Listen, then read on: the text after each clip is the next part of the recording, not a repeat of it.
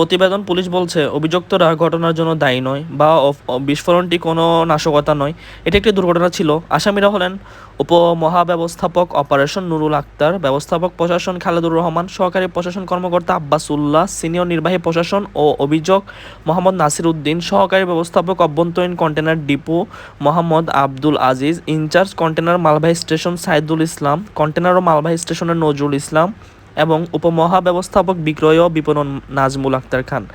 ফৌজদারি কার্যবিধির অধীনে মামলাটি দায়ের করেছিলেন সীতাকুণ্ড থানা পুলিশ। দায়িত্বে সম্পূর্ণ অবহেলায় বিস্ফোরণের সূত্রপাত বলে সেখানে অভিযোগ করা হয়। প্রতিবেদনে দাখিলটির বিষয়টি নিশ্চিত করে Chattogram SP S M Shafiullah the Daily স্টারকে বলেন, পুলিশ আদালতে প্রতিবেদন দাখিল করেছে, এটি একটি মিস্টেক অফ ফ্যাক্ট বলে বলা হয়েছে।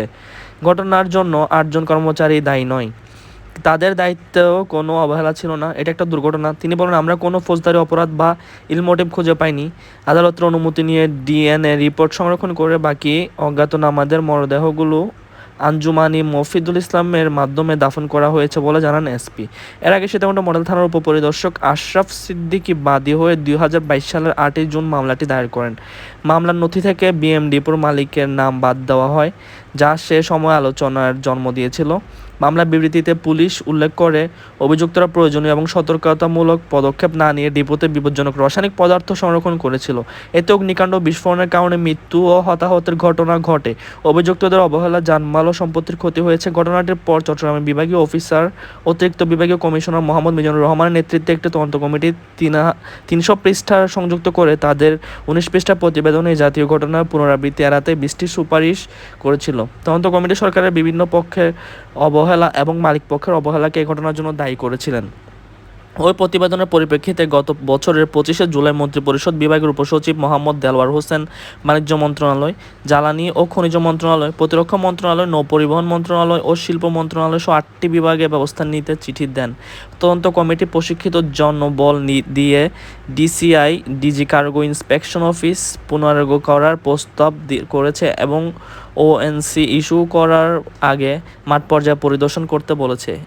এছাড়া পণ্য মোড়ক ও পরিবহনের সময় রপ্তানিকারক কর্তৃক প্রশিক্ষিত জনবল নিয়োগ, চট্টগ্রাম বন্দরে অফ ডক অন্তর্ভুক্ত করা এবং মনিটরিং কমিটির নিয়মিত সভা করা ও আইএমডিজি কোড অনুসরণ করে অগ্নি নির্বাপকদের প্রশিক্ষণ প্রদান করার কথা বলেছে। বন্ডেড ওয়ারহাউস লাইসেন্স বাতিল করা হবে না জানতে চেয়ে কাস্টমস কর্তৃপক্ষ গত বছরের 15 সেপ্টেম্বর বিএমডিপি কন্টেনার লিমিটেড ব্যবস্থাপনা পরিচালককে একটি নোটিশ পাঠায় বলে জানা গেছে। এছাড়াও চট্টগ্রাম বিএম কন্টেনার ডিপোতে আবার অগ্নিকাণ্ডের ঘটনা ঘটেছে। আজ মঙ্গলবার বিকেল 3টার দিকে এই আগুনটি লাগে। কুমিল্লা ফায়ার সার্ভিস স্টেশনের master Siraj Mia the Daily স্টারকে বলেন, মঙ্গলবার বিকেল 3টার দিকে বিএম ডিপোর শেডে আগুন লাগার খবর পাই। ঘটনাস্থলে 2টি ইউনিট গিয়ে 20 মিনিটের চেষ্টায় আগুন নিয়ন্ত্রণে আনতে সক্ষম হয়। তিনি বলেন, অগ্নিকাণ্ডের কারণ ও ক্ষয়ক্ষতির পরিমাণ তদন্তের পরে জানা যাবে। সীতাকুণ্ড বিস্ফোরণ এখনও 4 শতাধিক কন্টেনার জ্বলছে আগুনে। উল্লেখ্য, গত 4 জুন বিএম ডিপো কেমিক্যাল বিস্ফোরণ থেকে ভয়াবহ অগ্নিকাণ্ডে 51 জন নিহত ও 2 শতাধিক মানুষ আহত হন।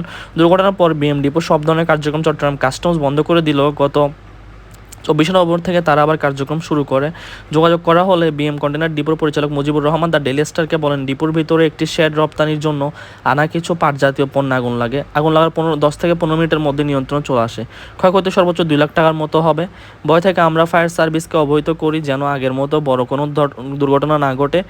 আগুন নিয়ন্ত্রণ নিজস্ব ফায়ার সার্ভিস ইউনিট সিস্টেম রাখা, কেমিক্যাল পণ্যের জন্য আলাদা শেড নির্মাণ সহ 9টি শর্তে বিএম ডিপো কার্যক্রম পরিচালনার অনুমতি দিয়েছিল কাস্টমস।